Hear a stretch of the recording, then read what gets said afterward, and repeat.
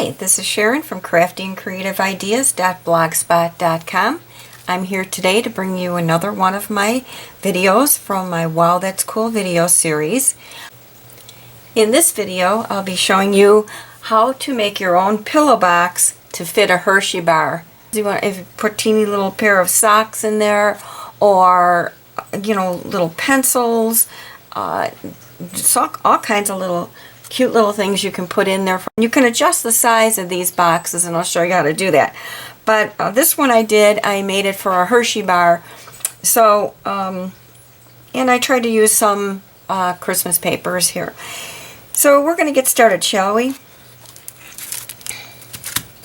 We're going to start out with, I used some craft paper, and to show you how to adjust the size of these, the Hershey bar itself is about 2 1/4 by 5 1/2.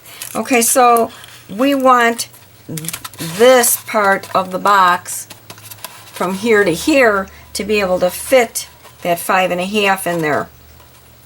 In order to do that, most of the side is going to take up about 1/4 inch, 1 1/4 on each side. So we want to add that to the 5 1/2. And we're going to cut our paper at 6 1/2 inches wide by 8 inches long. So you will have that 6 1/2 inches across the top. You're going to score that at 3 inches and then again at 6 inches, which is going to leave a small 1/2 inch little seam where we're going to overlap everything to attach it. Okay. Now, what I did with that was to get the box to have this paper to look like this, I took a stamp from my Bright and Beautiful stamp set that said Season Greetings. And with that, I'm going to use my Whisper White craft ink. And we're going to take the stamp, and we're just going to randomly just keep stamping on an angle and off of the paper too.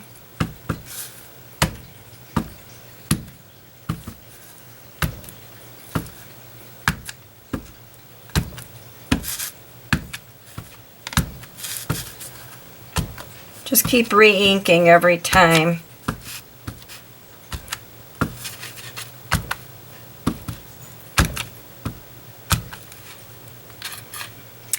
Okay, now we have custom paper. Now I would suggest putting this aside for just a little bit and letting it dry, because it takes just a little bit longer to dry. I'm just going to kind of let this sit, and I'm going to cut and show you what to do with the band in the meantime. Okay, it's the belly band I had taken from a snow festival. It's a retired paper, but I used a stripe. You can use any paper that you have laying around that has a nice contrast on it. And I cut this band at 3 inches by 7 inches. And you're going to put a very small amount of sticky tape on the one side of it. And while that craft paper is drying, we're going to work on the little tag real quickly.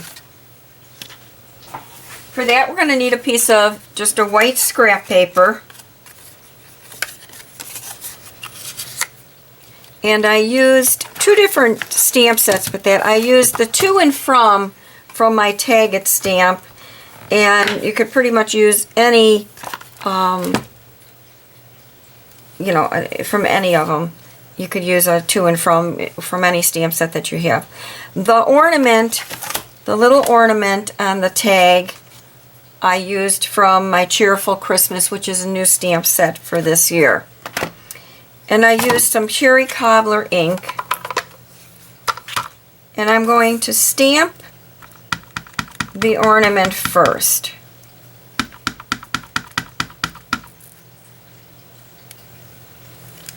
I'm just going to center this on the scrap paper. And now I'm going to go back with my new tag punch which has just come out this year, and I've used this so much. I love this tag punch. And we're going to fit that so that the ornament is centered on the tag. Then we're going to go back with the to and from with the cherry ink. And let me just remove this so I can see what I'm doing now. And just stamp that onto there.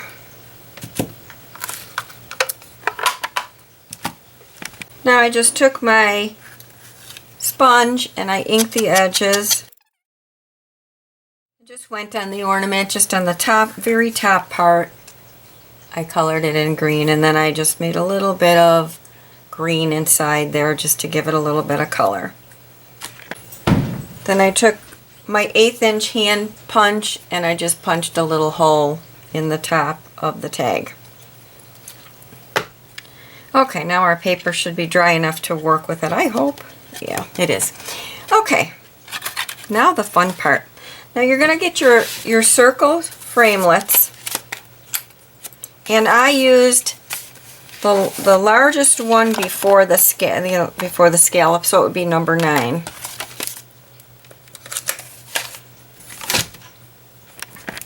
Okay, with your circle framelit, you're going to line the circle, and I'm going to bring this up to the camera. You're going to line the top of your circle, and it doesn't matter which side of this you're working with because we're not putting it through the big shot.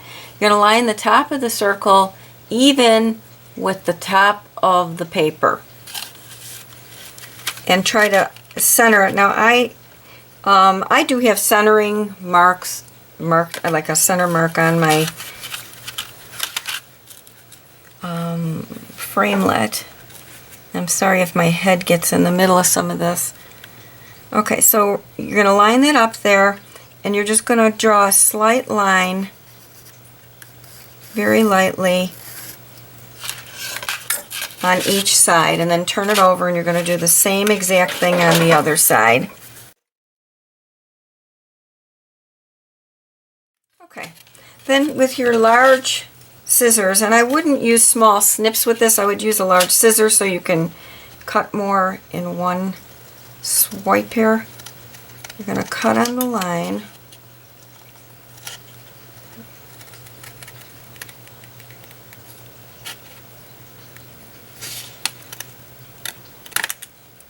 And then you're going to do the same thing on the other side. Then you're going to go back with your circle framelit again. And now we're going to take the bottom of the framelit. Now you're going to put this framelit, let me pull this up to the camera close. You're going to line it here on those 2 points and here. So you're going to push that framelit just until it comes up to that point on each side. Okay? Something that has a thick padding on it, like a pad of paper, or something that's going to have a little forgiveness here. And you're going to need your stylus also. So we're going to line this up. I'm going to see if I can zoom this in really close for you. It's about as close as I'm going to get without. Okay, so I'm going to line each side. I'm going to line it with the tip of that and the tip. And when the circles meet the part, each part where the ends are, you're going to take your stylus and hold your framelit solid and make a mark all the way around that. Then do that on the other side. And then you're going to flip it over and do the same thing on the other side. Okay, now you should have all 4 sides with a mouth type of score line on all 4 ends. So now we're going to take our 1-inch punch, and we're going to push the punch in about not quite halfway. So you want to center it on the card, and then you're going, I'm just kind of eyeballing this, it's almost half, and I'm doing both these at the same time, and then punch, and then you're going to turn it over. Okay, now we're going to, if I could find what I did with my snips, you're going to take your scissors, and this pointy edge, we're going to cut that off. We're just going to cut this on an angle. Now you want to try to go around your edges and just pinch where those score lines were that you did. So now I've pinched all of those score lines, especially the very edges. Some sticky tape on this part of the 1/2-inch flap. Okay, now I have sticky tape on here, and now we're going to just fold this box down flat, and it should just lay into your sticky tape nice and even, which fits in there beautifully. Okay, then we're going to take our little band,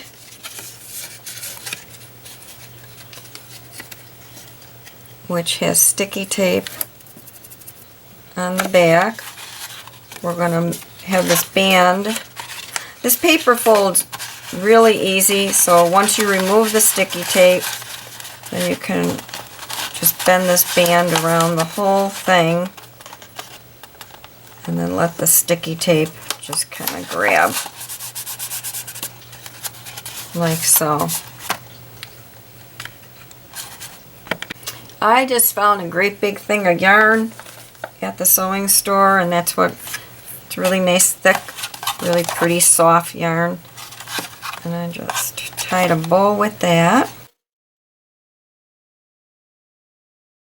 I took one of my rhinestones and my tweezer and just put a little gem right in the center of the little ornament.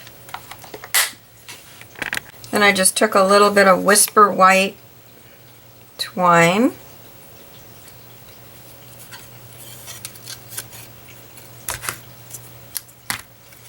and then I just tied that onto the little yarn.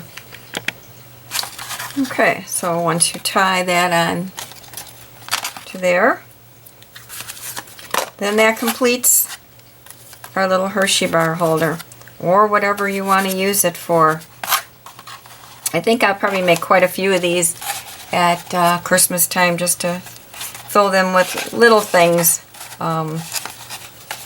So whether you have kids at home that you can use them for, or if you have grandkids or whatever, but I'm sure that this will be very useful for you. And you can also adjust the length of this. Like I said, if you want this a little bit shorter, then just subtract a little bit on the length. Instead of 8 inches, take it down to 7 or 6 or whatever length that you want it to be. Just remember, your finished length is this. You know, like, you need to still figure that you're going to have, on top of that, you're going to need a 2.5 inches more in the length than what your item is that you're putting in there. Okay, so I hope you've enjoyed this video. If you have, I would appreciate, if you have time, if you could leave a thumbs up or a like. Comments, I love hearing from my viewers, I really do. If you'd like to see some of my other products that are not on my videos, jump over to my blog at craftyandcreativeideas.blogspot.com. There's a lot of other cards and projects on there that are not on my YouTube channel. So I hope you've enjoyed it. I hope that you've learned something by this, and I hope you'll continue to check in on the rest of my videos. And until next time, God bless.